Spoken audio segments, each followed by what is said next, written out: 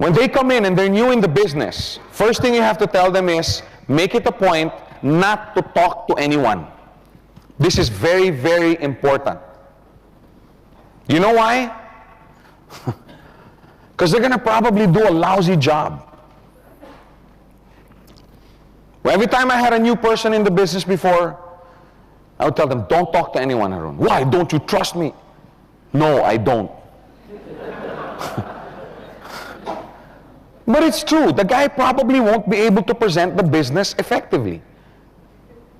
If a person is new in this business and doesn't know anything about how to explain it properly, he will just end up turning his prospects off otherwise excellent business. How many have made that mistake before?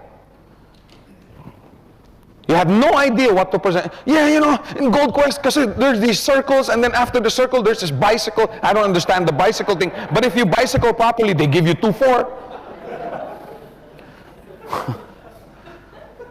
No, I'm not interested. You're not? Why not? Then they wonder why they can't show people why this business is so good. And what happens when you turn somebody off? It's really hard to ever sit them down again and get them to listen. You see what I'm saying? Once his defenses are up, that's it. And that's the reason why you should tell them, don't talk to anyone. Oh, yeah, but I want to talk to my cousin. Yeah, make sure I'm there with you. But Joe, I don't know anything about the business. Hey, if you don't know anything about the business and you have people around, you better start learning. Many people get turned off simply because the program was not explained properly. How many were turned off at first? When this business, come on, I know there's a few more out there. Because I was. When this business was first presented to me, I was very turned off. How many here? Come on, be honest. You have to be honest, guys. That's it, that's it. Because it wasn't explained properly, right? I've heard it so, you know, if this was explained to me before, wow, why wasn't this explained before? Tell your new referrals, don't talk to anyone unless you are there with them, in order that you may explain the business properly. But Joe, you mean I have to go with them? Hey, we did talk about paying the price, right? Well, but Joe, instead of going with them, I'd rather go watch a movie. I'd rather go play golf. I'd rather go to so-and-so party. You mean all these 5 people, I have to help them? Were we talking about counting the cost or not? Because that's the cost I'm talking, time. Joe, I don't have time for that. Well, then I guess you don't have time to be a millionaire. Because that's what it's going to take.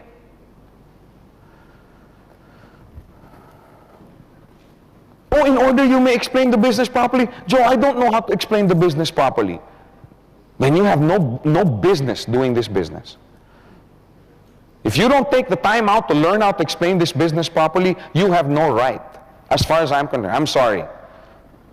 I told you I'd speak the truth. If you don't take the time out to learn how to explain this business properly, you have no right to do this business.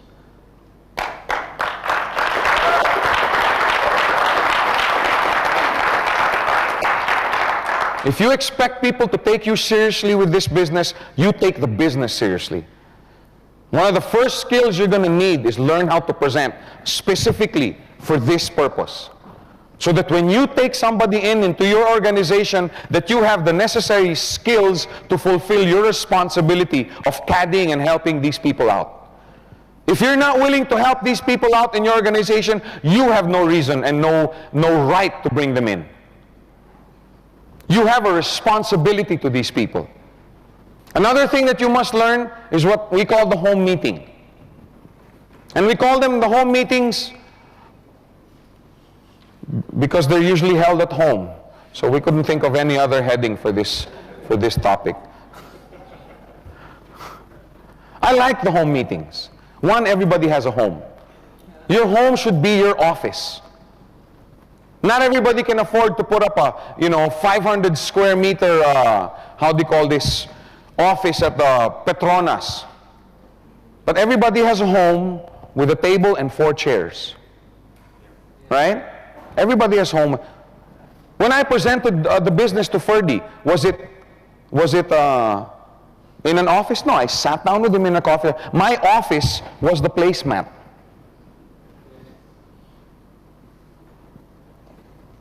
When we presented the business to Dave and his friends, our office was the Pizza Hut table.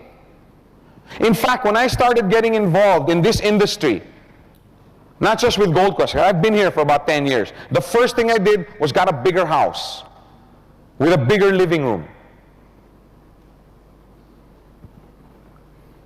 You know why? Because of this, the home meeting. Because as your organization starts to grow, okay, what I would do is have them agree. Okay, as your organization starts to grow, have them agree on a time when you shall meet at your home at least once a week, or at least once every 10 days. First thing I do is, and when we go looking at the house, I'd look at the living room. Because this is my office. This is where my organization is going to grow. One good idea, and this I used to do all the time, is to have a potluck party. I'd tell 5, 6, 7, 8, 9, 10 people, hey, everybody bring food for 2 or 3, right? I'll supply the drinks and the rice and the bread. Everybody, I mean, how much can that cost? It doesn't cost an arm and a leg. Everybody, and then they would come to my house with food for 3, doesn't cost that much. We'd eat, you know, have a good time. And as you know, I have a good time when I'm eating. And we'd party, we'd eat, we'd have a good time. And invariably, inevitably, after dinner, right, we sit down in the living room and we start talking. We start talking about the business. Oh, you know, this week I experienced this. Next time I think I'm going to do this because this one didn't work. What about you? And you start exchanging information. Keep the business fun. You don't even have to do this at home. Many, many times you'd go watch movies. I'd tell my girl, hey, let's go watch a movie. We go watch a movie. After the movie, we gather at Dunkin' Donuts. And we'd sit. We'd talk about the business. But you see what I'm trying to say? Have meetings with these people. You'll notice that as different leaders begin to share their different experiences during the past week, everyone learns from each other. In your organization, are you the only one with brains? Because if you are, let's take a look at the quality of the people that you're bringing in.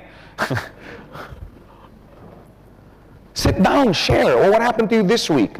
Hey, you know, that's not... I learned a lot. I'm supposed to be teaching these guys. I learned a lot from them.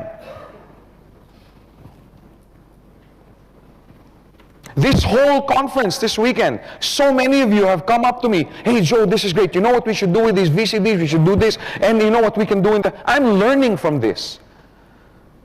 You think I'm just being religious and saying that I'm getting as much blessing from this conference as you guys? No. I've learned so much just from last night, just talking and interacting with you guys.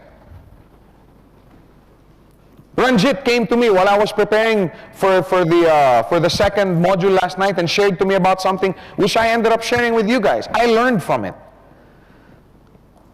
So don't think that these home meetings are only for your benefit. They're also for their benefit. I'm sorry. It's also for your benefit. You will learn. And pretty soon, because they're learning, their organizations will start growing. Right? And they will start now inviting people. Now it's good for these new people to start coming in to these little parties. It's beneficial for them because rubbing elbows and interacting with the leaders and the fellow questers, you know, creates an overall feeling of belonging. Hey, this is a team, this is a group. Hey, these guys are sharing their secrets with me, etc., etc. It also helps them gather valuable tips and information on objection handling. You know, many, many times, oh yeah, there was this guy who was asking all these objections, and you know, I answered him with this. Oh yeah, you know one good way to answer this objection? It's a learning time. Yes, it's fun. Yes, you have a party, but it's also time to learn. And since these are people that have been doing the business, they are seasoned leaders. So it keeps their faith levels high. Correct? When you attend meetings like this, it gets your faith levels very high. It's important to note that you can have these meetings anywhere you can gather as a group. Doesn't have to be in your home. Oh yeah, and later on, okay, the original group that you have will start their own home meetings. And then they will start their own home meetings, etc., etc. Then pretty soon this organization grows. That's why these meetings are so important. Now the reason I like to use the home is everybody has one. You don't want to rent an office, and spend a lot of money refurbishing, because people walk in and saying, wow, yeah, Jason can do this, but I can't do this. So I'm not going to be able to succeed in this business. You see what I'm saying? But when you have a home meeting and you have new people coming in, they're like, hey, I can do this. I can do this business. I can do this in my living room. Now you're going to have this VCD, you just put it on your computer with your group, you go over it one by one. Hey, I can do this.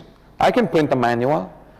Which, by the way, also is another, just to sidetrack a little bit, which is another good reason why one-on-one is more effective.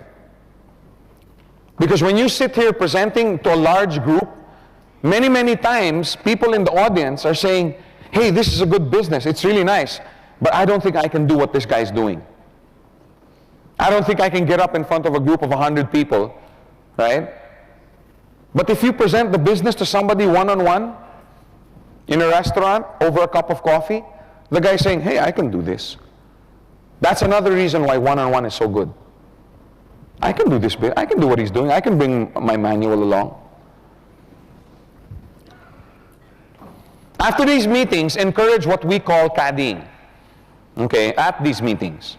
Okay, discuss it. You should caddy people. Caddying is an indispensable method of learning the basics of building the organization.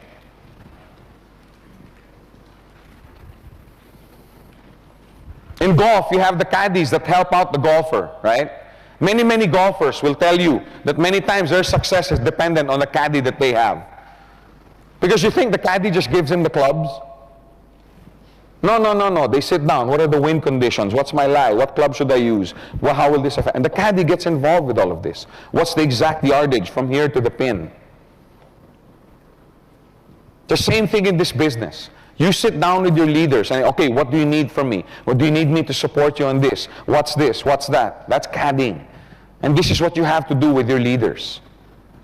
I see some of your faces going, Joe, all of this is going to take away from my party time. Well, are you willing to pay the price? There's no such thing as an accidental millionaire. I don't know about other businesses, but in Gold Quest, no way. All the people that have made money in this business have worked long, have worked hard, but they've also reaped the benefits. I told you about the one lady in the Philippines who got pregnant. At least now I can say she doesn't look like this, because before people, when I'd say pregnant, people would look automatically at my stomach. She had been doing the business for about 1.5 years, and she got pregnant, of which is okay because she's married to her husband. Very important also. Remember I was talking about the steps. Get married first, then you get pregnant. But anyway, so she had been doing very well, earning, weekly. She got pregnant. She spent 2 weeks in her house resting. And then she spent 4 days in the hospital, C-section. And then she spent another 2.5 weeks recovering.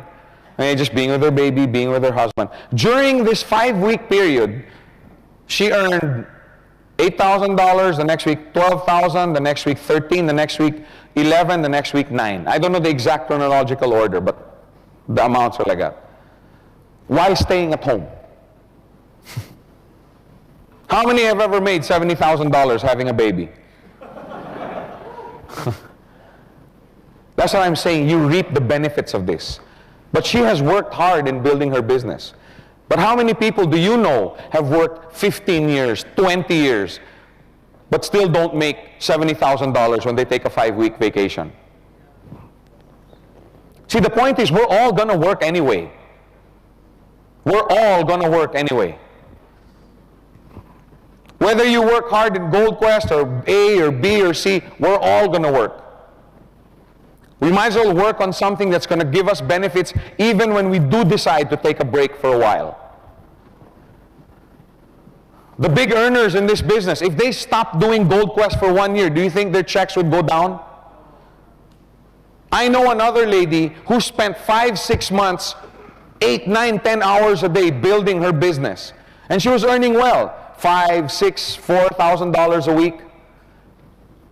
And then for reasons that I don't want to discuss, she got out. She's not doing the business anymore. But up to this day, she's still getting checks. Sometimes 4, sometimes 3, sometimes 5, sometimes 2. But she has completely stopped doing the business. But her organization is still there. That's why I'm saying, pay the price, because it'll pay you back. The caddy system, you have to go through the list. Who do we caddy? Who? You have to make sure that, see, your time is very valuable. If you have 100 people or 200 people in your organization, you can't possibly caddy all of these. You know what I'm saying? So you have to identify, okay, these are the leaders, or these are the potential leaders that I want to work with. Not saying that you're going to neglect everybody else, but by you spending time with these leaders, right, and teaching them and imparting to them, and then now they go into their organization and start helping their organization. Isn't that you also caddying them? Through your leaders, you are duplicating yourself and helping out. Don't go out with 200 people and caddy 200 people and only affect a 5% transfer, right? But choose 4, 5, 6 that you decide, I'm going to spend the next 1, 2, 3 months with these people. And make sure they know the business well. What do we need to caddy effectively? The tools. Training material, books. Remember I told you I was fortunate enough to have leaders before who caddied me and trained me. They lent me books, they lent me audio tapes, they lent me videotapes, they lent me training manuals that they put together. You need tools just to caddy with. There's things also you must avoid. We'll go over that list a little bit later. And what must you do as the caddy? Once you have all the tools, how do you affect it? The caddy system is to help your referrals become successful in the business by working with and for them. Very important, the for. Because many people have this idea that, oh, I'm your leader in your organization, you go work for me. The reason that I was successful in this industry, I think, is because when I brought somebody in, I would make it a point to tell them, I will be your employee for the next 2 months. Not your slave. We're going to teach you that in the, what to avoid. I'm not going to be your slave, but I'm going to be your employee. In other words, whatever you need, I'm going to be there and going to be supporting you. So you work with them and you work for them. Because remember, we discussed earlier, when they prosper, who prospers?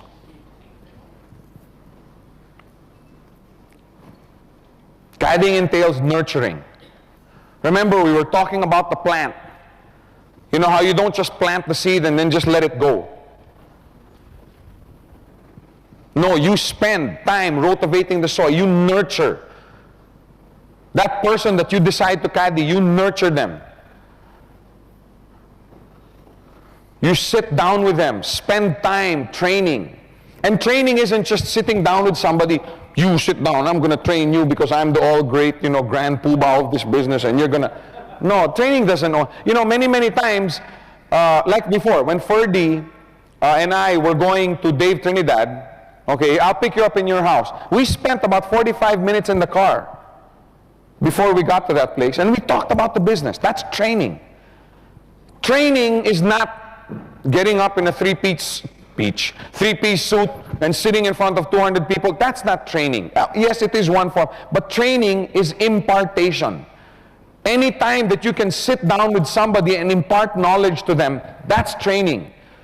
So don't neglect the time that you have with your leaders going to and from meetings. That a lot of training happens there. Just you fellowshipping with each other, sitting down, having donuts, talking about your experience. Isn't that training? I've learned a lot from these sessions. And we thought we were just having a cup of coffee. Nurture your people. Don't just expect them to go out and make money for you. No. You sit down with them. In fact, when you have a new person in the business, remember what we call the 48-hour rule. Okay, make this ironclad in your organization. When you have a new customer, do not let 48 hours pass without calling and meeting with him or her and offering your support. 48-hour rule. Not calling and saying, Haroon, what is this? Up to now, you don't have any on your left, you don't have any on your right. I thought you were a good guy. I think you're spending too much time in front of that computer. No wonder your business not going. You were supposed to make a lot of money for me.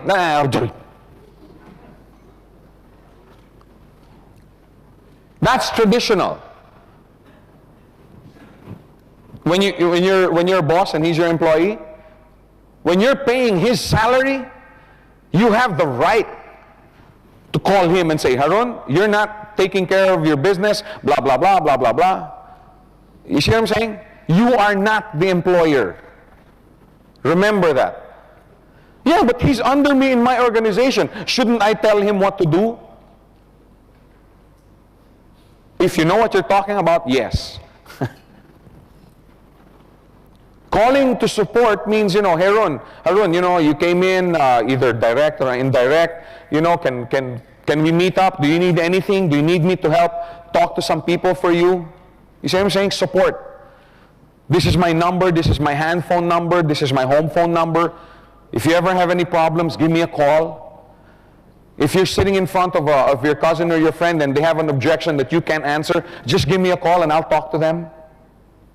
Remember, that's what we were talking about last night? But Joe, you mean I have to give my number out? You mean all these people are going to be calling me? Hey, are you going to count the cost or not? Are you willing to, do you want to be called 10 hours a day? I do. You know why? Because that means my organization is vibrant. They're hungry for knowledge. They're hungry for input. If nobody's calling you, in Manila, I would have a beeper and a hand phone. I'm telling you, when that hand phone or that beeper doesn't beep or I get worried. I get worried. What's wrong? What's wrong? How come nobody's calling me? How come nobody's asking me for meetings? It takes time to do that. You have to be willing to pay that price.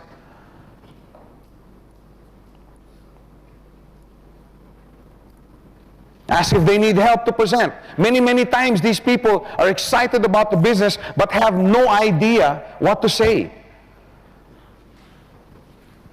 And how many of you ever experienced this? Somebody comes in, gives you his draft or pays by credit card, is really excited, comes back 4 or 5 days later saying, oh, have you sent the draft? Can I withdraw? How many times has that ever happened?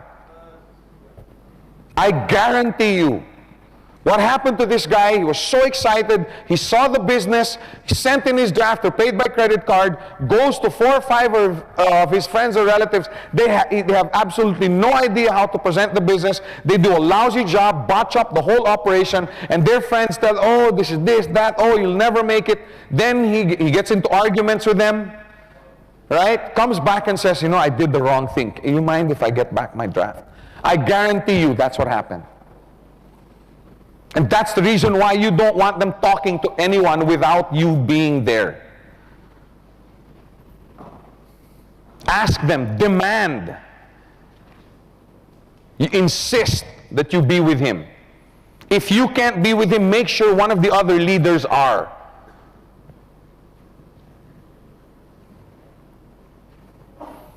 Ask if they need some help on answering any objections. You can call, yeah, Harun, you know, there's this guy, I had a hard time with him. Why? What happened? Blah, blah, blah, blah, blah, blah, blah. Okay, the next time this comes up, this is how you answer this. The next time that this comes up, this is how you answer this. You see what I'm saying? Don't just hang up the phone. Oh, man, you must have done a lousy job. You better go train. Hey, who's supposed to train them? Whose responsibility is it? Encouragement. That's so important.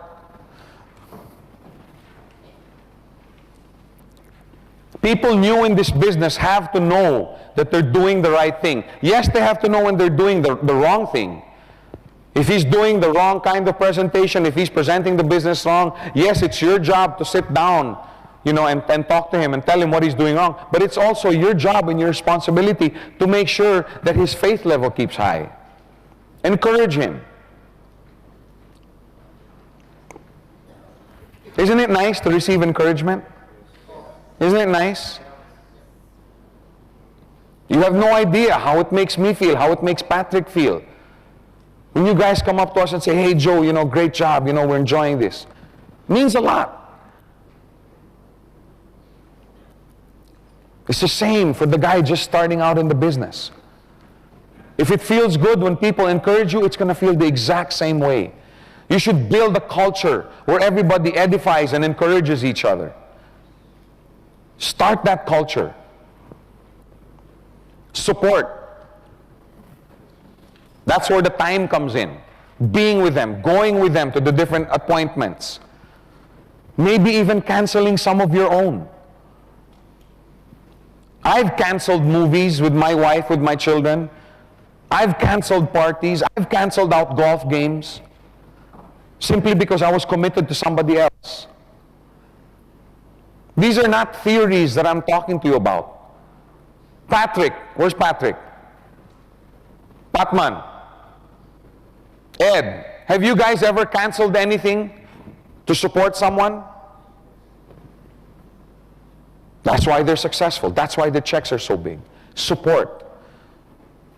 Joe, you know, there's this big group, you know, they're coming in, you know, and I'm really excited. They want to talk about the business. Can you come here Friday night, 7 o'clock? Oh man, I can't. I just bought my tickets to the Gladiator and, you know, I can't.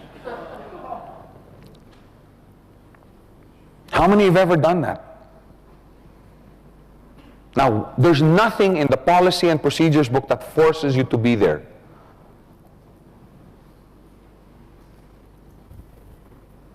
It's a moral obligation. Go to them, support them. When I first got involved with this business, I told my wife and my children, I sat down with them, and I said, for the next 6 to 9 months, I'm going to be really scarce around this house. Not because I don't love you guys, but because if I do this business right, we're never going to have to worry about finances again. And then I can sit down and watch grass grow with you the whole day. Because that's my goal. People ask me why I work so hard. Because I'm so lazy. I want to get to the point where I don't really have to do anything. Because there are many, many, many important things in life that have nothing to do with making money. Watching your children grow. Nothing gives me more pleasure and fulfillment than being with my children. You'll meet them all, by the way. They're all going to be here tonight. Spending time with your wife. Priceless. Going out and doing mission work. Priceless. Taking vacations with your family. Now that has a price. That's not priceless. But that's why we work hard, so that someday we don't have to work. But in the beginning, you have to work hard. And the hard part comes in the teaching, the supporting, the encouragement, the nurturing of your network. But I'm telling you, it pays. It pays dividends that you can't put on a check. Do you think I can put a price on the relationship I have with Ranjit and Tony and Ronnie and Patman and Patrick and Ed? I can't put a price on that. Build a team. Teaching, impart. See, another nice thing about this business, and this is the reason why many companies are gravitating towards this industry, because it's such an efficient way to work. See, in the corporate world, if I were the president, and let's say Kuna were the vice president, would I tell Kuna all my secrets? Why not? They take me away. And they promote Kuna, right? Hire him for half of what they're paying me. You see what I'm saying? Yeah, I may have taught you everything you know, but I haven't taught you everything I know. You see what I'm saying? But in this business, everything you know, if you can write everything down, everything you know, you want to pass down to your leaders. Why? Because their success is your success. Here there are no promotions, there are no hirings, there are nothing. It's your leadership base. Teach, impart. The more you know, the more you can teach. Now, before you start to teach, however, you have to do one exercise. Make sure that your leaders have a vision. Have you ever tried to teach somebody who doesn't want to learn? Have you ever tried to teach a dog how to sit when he doesn't want to learn how? Because there are some dogs that are more, how do you call this, receptive than others. But let's stop using dogs as an example. Okay? But you know what I'm trying to say. Have you ever tried to teach tennis to somebody who has no vision to become a tennis player? If they have no vision for this business, they'll have no direction. They won't know what they're doing. They will not be motivated. You're going to have to call them up every day. Come on, man, come on. They will not be willing to overcome obstacles. They will have no work ethic. How many guys have a vision for this business? Do you guys need anybody to motivate you? Aren't you going out trying to get as much learning as you can? Before you teach, make sure you sit down with them and impart a vision in their hearts for what they can achieve in this business, or else nothing happens. It's like banging your head against the wall. If they have none of the above, they're going to be lazy. They're just going to be lazy. For me, there's no such thing as a lazy person. Only a person with no vision. Okay, we were talking about, have you ever wondered why there's some people in your organization that don't move? Okay, there's some people, they come in, they're really excited, and then after 2, 3, 4 days, you know, that it's gone. Okay, now the reason for this is because they have no vision for the business. Okay, there's no such thing as a person who's lazy, as far as I'm concerned. It's just a person with no vision. I can give a personal testimony to that, because, you know, I always thought I was a lazy person. Okay, but it turns out that what society, or my schools, some of my relatives, and to a certain extent what my parents had expected of me, was not where I wanted to go in life. Okay, later on in my life, I found out that, hey, I have a vision for this. It's just that the visions that were set for me were not my own visions. Okay, and finally, I broke free from that mold that, hey, I wasn't lazy, I just didn't have a vision. For 26 years of my life, I just kind of went, you know, floating wherever the wind blew. But when I finally sat down and decided, okay, that this is where I want to excel, this is what I want to do, then, like I explained last night, my life started moving in a predominantly forward direction. Okay, so if a person who's involved with this business doesn't have a vision, will eventually just peter out. Okay, they have no direction, they have no work ethic for the business. They're not going to move unless you're there motivating them. Okay, because for the life of me, I can't figure out why somebody can't see this business and work with it.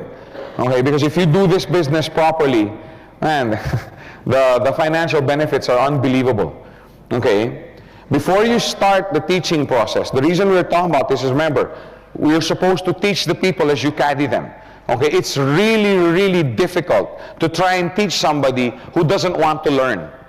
Okay, it's also like banging your head against the wall. So before you start the teaching process, sit down with your potential leaders and make sure, remember, we discussed earlier that, you know, you have to sit down and identify who you're going to caddy, who you're going to take care of.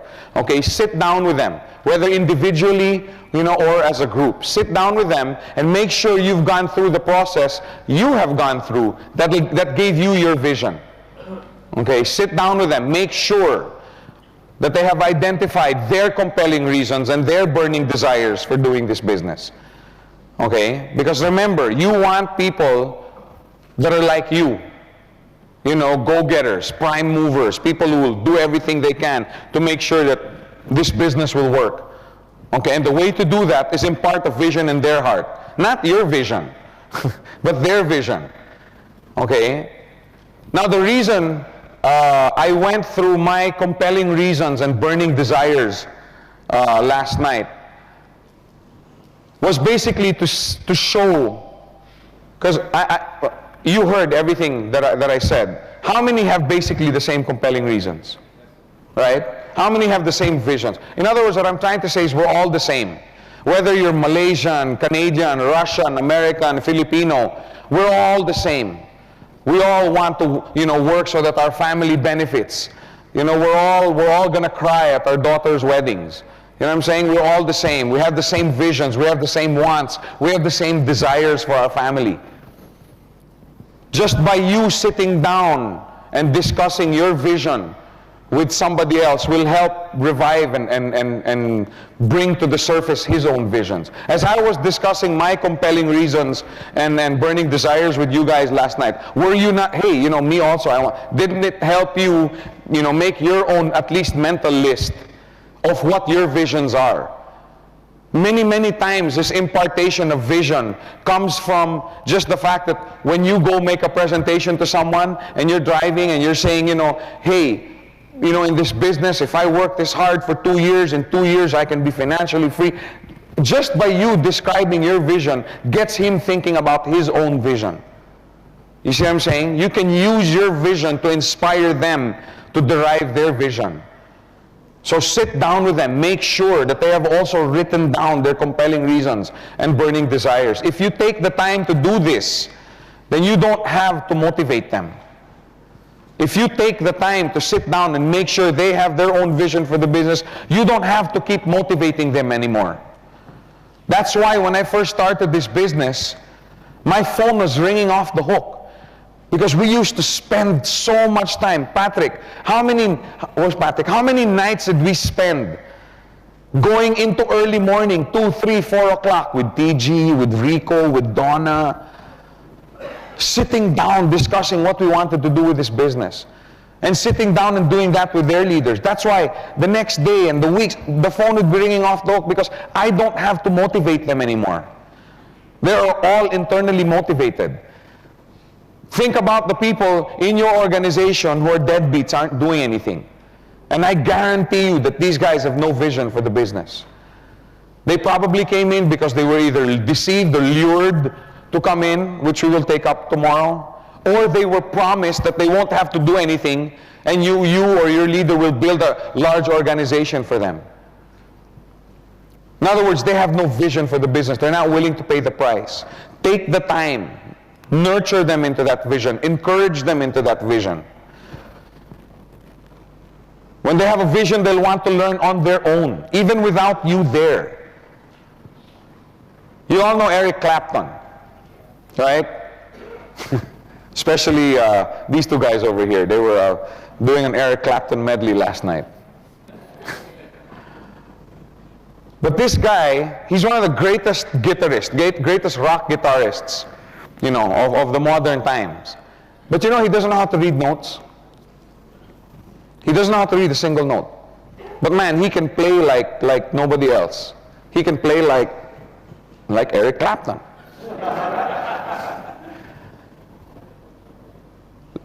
The reason he doesn't know how to read notes, it just tells me that he did not have any classical training. For whatever reason, whether his parents didn't support him or his parents wanted to but could not afford it, or they didn't have a teacher in their neighborhood, for whatever reason, it's obvious to me that Eric Clapton did not have a classical teacher to teach him the classical methods. Because the first thing they teach you is how to read notes. That's the first thing they teach you. So just the fact that he doesn't read notes tells me that he didn't have this classical training. But still, deep inside, the guy wanted to be a guitarist. Maybe he didn't want to be the greatest guitarist ever, of which he is one of them now. Remember, I told you your visions change, your goals change. But he had a burning desire to play guitar good. So it also tells me that even though he didn't have education at his fingertips, he made sure that he learned how to do it himself. You see what I'm trying to say? Because he had a goal, he had a vision. I know somebody who's a great drummer, and when he started drumming on pots and pans. He would study drummers on TV, from music, from the stereo. And he had pots and pans. He didn't have a drum set. But he made sure he learned how to do it. Don't you want those kind of people in your organization? People who will call you at 11 o'clock at night, Jason, I can't sleep. Because you know why? I gave a presentation, it didn't work. I want to know how. Can you teach me how to make it better? Would you be bothered by a phone call like that? If you want people like that, give them a vision for the business. Then you don't have to motivate them anymore. They'll motivate themselves. And since they're internally motivated, it's very easy to teach them. They're very open. It's really hard. It's a hard thing to do, to try and teach someone who doesn't want to learn. It's frustrating. But on the other hand, it's so fulfilling to teach somebody who's like an open book. You tell me what I have to do and I'll do it. Then finally, after the teaching process, make sure they have their vision. It's very important. You have to inspire them. Not just with nice words, not just with, sayings from books and stuff like that, although it helps. Encourage them with you. You should be an inspiration to them. Your example, your commitment to them, your support for them should be an example. That should inspire them. Number one, inspire them to achieve heights in this business that they never thought possible. And it should also inspire them to be an inspiration to others. That's all part of the caddying process. These are the kind of people you want, fully supported, with vision. Now, there are some things you must avoid, when you caddy someone. It doesn't mean that just because you want to support someone and make sure that he grows in the business, you give away the farm to this guy. Making yourself available at all times. Now, this may sound like a contrary statement to what we're saying earlier about spending time with them, but let them know, that time is valuable. Don't call me at 1:30 in the morning and I'll be there in 5 minutes. You don't want to be his slave. You want to be his employee. Let him know that, one, my time is valuable. Let's schedule our things. Let's schedule our meetings. Don't call me at 1 o'clock in the morning and expect me to run and make a presentation for a friend of yours. In fact, this is a mistake that many, many people make. Come on, Leslie, you just come in. You don't have to do anything. You just give me the names of all your prospects and I'll call them for you. Have you ever done that? In your exuberance and your enthusiasm to do this business, have you tried calling people? Don't do that. It doesn't work. I will tell somebody that I'm caddying, Harun, I will present to as many people as you want me to on one condition, that you are there with me. Now the reason for that, so remember, you want to teach, you want to impart. The first reason for that is the best way to train the person that you're caddying than letting him see it over and over again. Right? That's number one. So he can learn the presentation process. Number two, as his friend asks objections and you start answering them, he also starts to learn how to answer objections. And sometimes objections that he may have had but was too ashamed or too embarrassed to say, right? when you answer them, it also gets answered in his mind, so it encourages him more.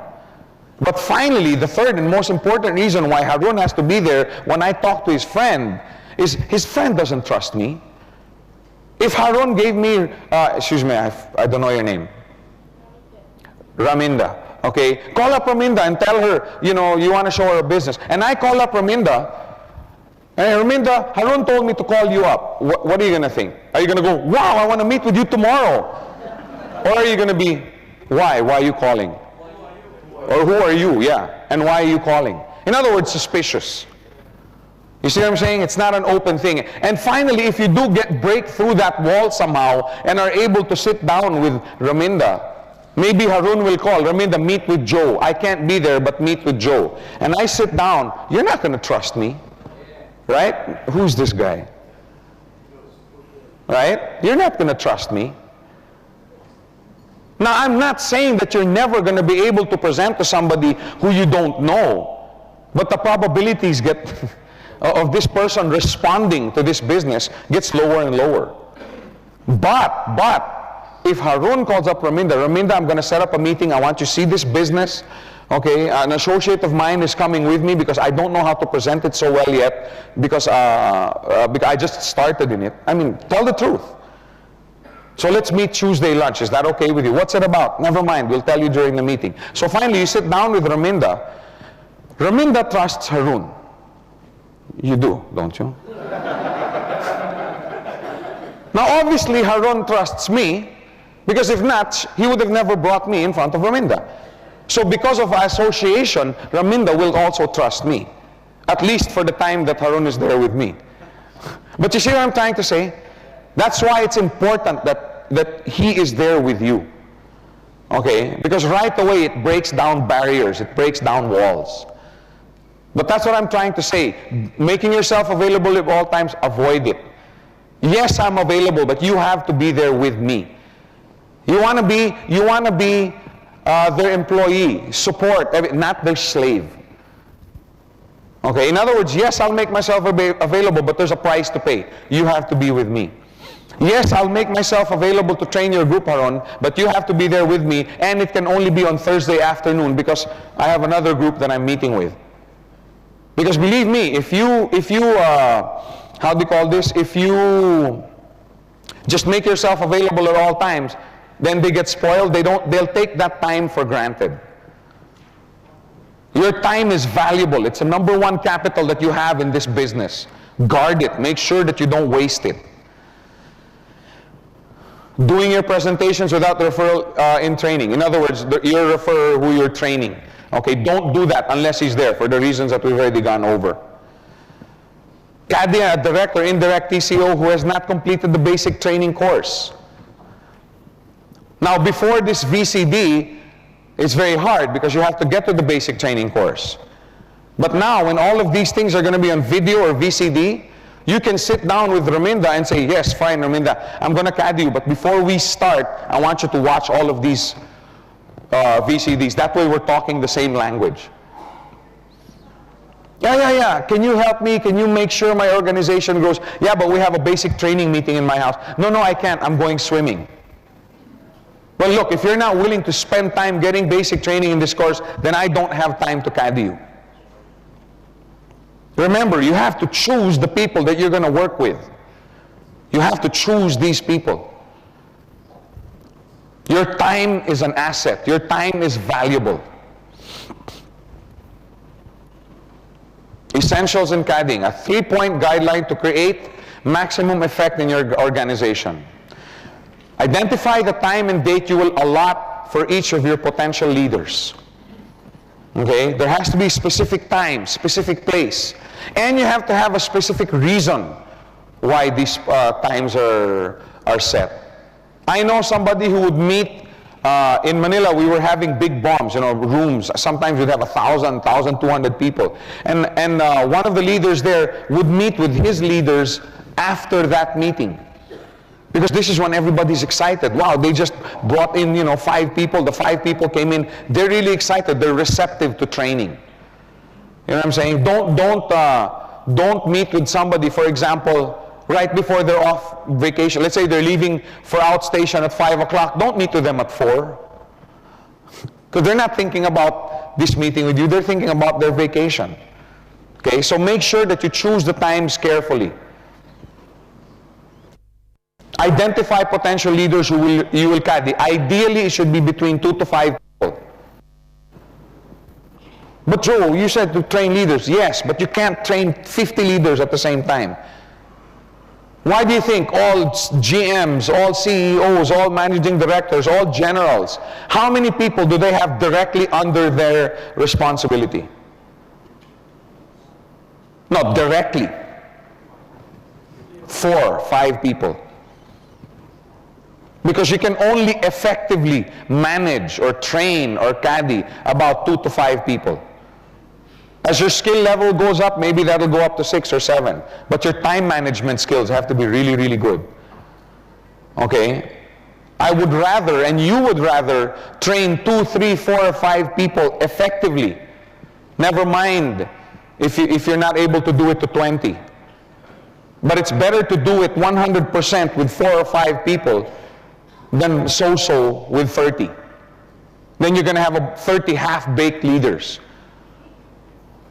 I would rather have 2, 3, 4 that are 100% questers.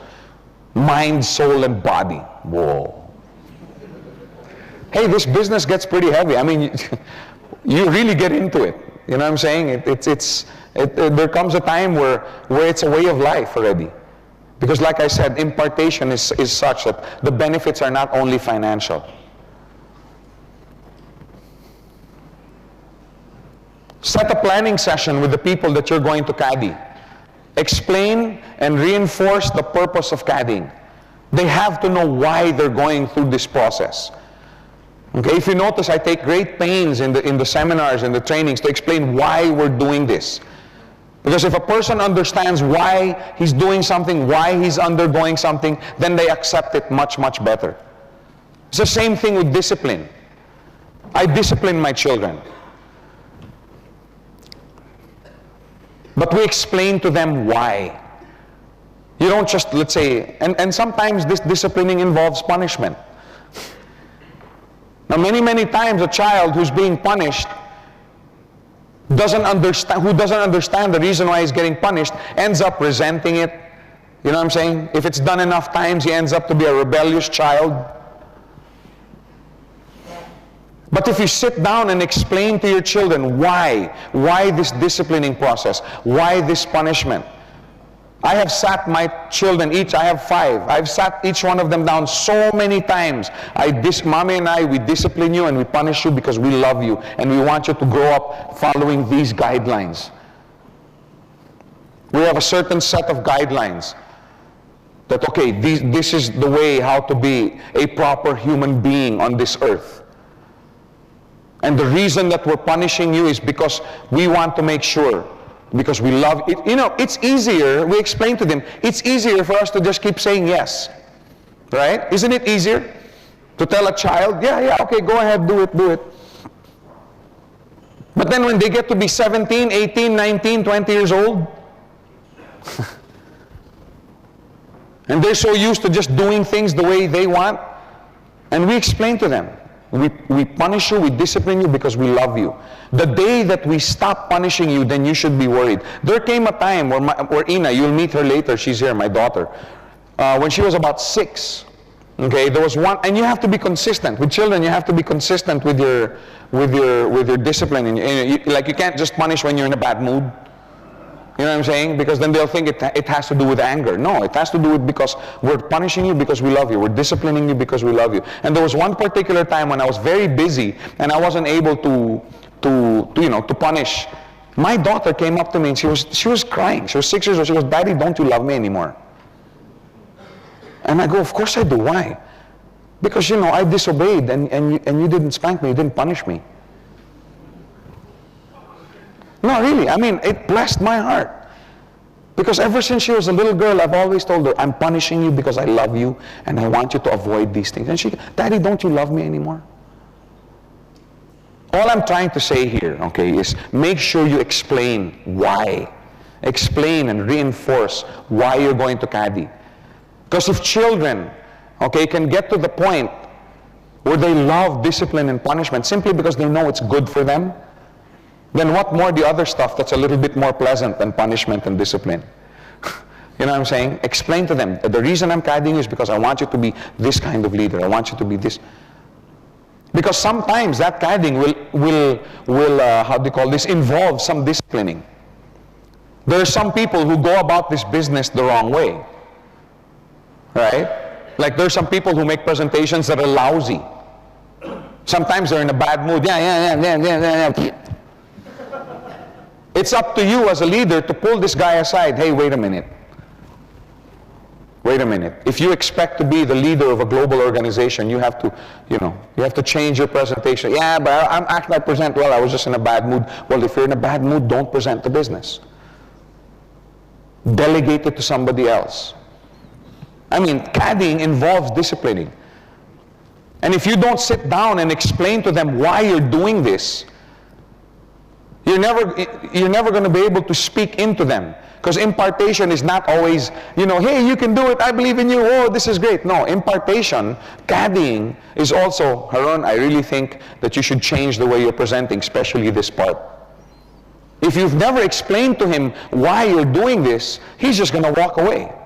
But if it's explained to him that you want him to be a leader of a global organization, then you can sit down. Haron, remember, I told you that if you're going to be this kind of leader that we both agree you can be, that you have to go through this process. You have to earn that right. That's the reason why you have to sit down and explain. Some of you are looking really worried. Wow, Joe, that's a lot of time. Yes, it's a lot of time. This is not a get-rich-quick scheme. And if you want people outside to believe that this is not a get-rich-quick scheme, if you want governments of the world to not think that this is a get-rich-quick scheme, well, let's act like it. Let's show the world what this business is really about. Because I happen to believe that this is one of the best systems there is on the planet, and if we do it right, people are going to take notice. People are going to take notice, companies are going to take notice, governments are going to take notice. If we do it right. I don't know about you guys, I'm in this business for the long run. So yes, take the time, do what's good for our business. Agree on a fixed weekly schedule. Allocate the time. I am setting aside Wednesday afternoon, 3 to 6 o'clock to be with your group. Make sure that they're there, make sure that you're there. Set the time. Agree on a short-term goal. Example, the coin and the first $400 check. Isn't that such a big milestone? Isn't that a big milestone? Yeah. I don't know about you guys, man, when I got my first coin, I was excited. When I got my first check, I was excited. So was my wife. Remember, it became our coin and our business. So you want them to reach that milestone for 2 reasons. Okay, number 1, when they earn their coin and their first check, wow, this is real. This business is real. Before it was all theory. Okay? But then when you receive your coin and your check, it's like, whoa. Especially when you cash your check and it doesn't bounce. No, doesn't that really enforce? Yeah, you see what I'm saying? So number 1 reason is to reinforce. Okay, not that they doubt. Okay, by the way, we've never had a check that bounce, so. That's the first reason. So they get excited, so they get motivated. Okay. Number 2, okay, is this is a testimony business. Can you imagine somebody coming, Haron, man, I got to tell you, this is a great business. This is fantastic. And you also, sir, I want to tell you about this. Can I see your coin? Actually, I haven't earned it yet. Can I see your first check? No, I haven't earned the check yet. How long have you been in this business? Well, only about 2 years. Do you think this guy is going to have any credibility? But if I come up to her and say, Harun, this is a great business, blah, blah, blah. Oh yeah, that sounds great in principle. But have you ever gotten your coin? Oh yeah. I earned it after my 3rd week. Oh yeah, what about the check? Yeah, on my 6th week, I got a $400 check. In other words, he's got something to say. He's got something to testify about. Who has a bigger testimony? The guy who's earning $400 a week or the guy that's earning $20,000 a week? That's why, set the goal. Okay, Harun, by when? I'm going to do everything I can to help you. But by when? Okay, it should be by the X week, we earn your coin. By the Y week, we earn your check. And then you sit down and make sure that you do everything you can that goal is fulfilled. Again, for his benefit and for his testimony. When he gets his coin, when he gets his check, all the people that were doubting him, all the people that were doubting the company, all of a sudden they're like, hey, wait a minute. This is a company that delivers. This is a system that works. So all the no's, little by little, start turning into yeses. All of that happens by your leader earning his first check and his first coin. And oh yeah, hey, by the way, does that benefit you any? Yes. Because that's also volume on your left or on your right side. Get them to commit to the plan and to the goal. You shouldn't be the only one committed to making sure that he earns. He also has to have the same commitment. If you've sat down with that person and they've established their goals, their vision, you've established with them that, you know, I'm going to meet with you. In other words, if they know what they're doing, it should be very, very easy to get them to commit to the plan and to the goal. It shouldn't be too much hard work. To commit simply means to act upon. In other words, when this guy commits, he has to act upon that commitment, act upon that goal. He has to appropriate time, appropriate effort for it. He has to entrust himself to the system, to your system, to the system that GoldQuest has put up, that it's something that's going to be delivering. That's why I'm willing to commit.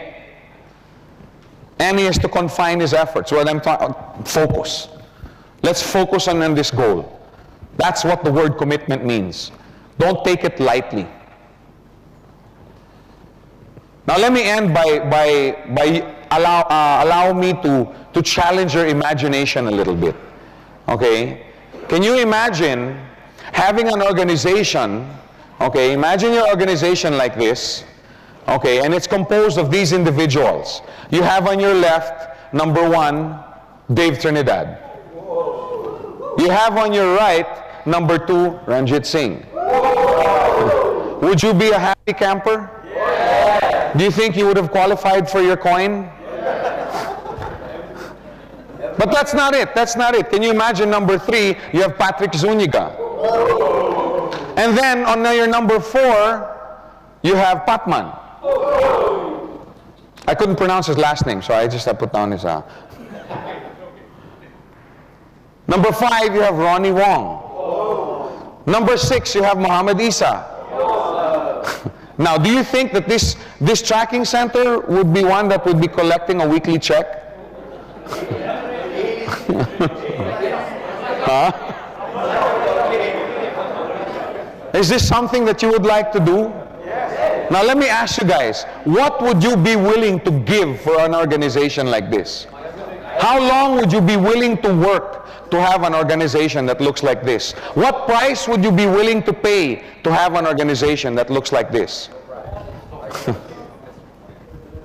And surely you wouldn't mind having these individuals in your... See, because these leaders are going to produce other leaders. Can you imagine further down in your organization, you have Tony Kong. Then you have Anan. You have Donna Imson. Then you have Ferdy Tolentino, T.G. Quintanar, Rico Owi. All these guys are the VT members. These guys are committed to this business. These guys are 100% living, breathing, dreaming, eating GoldQuest.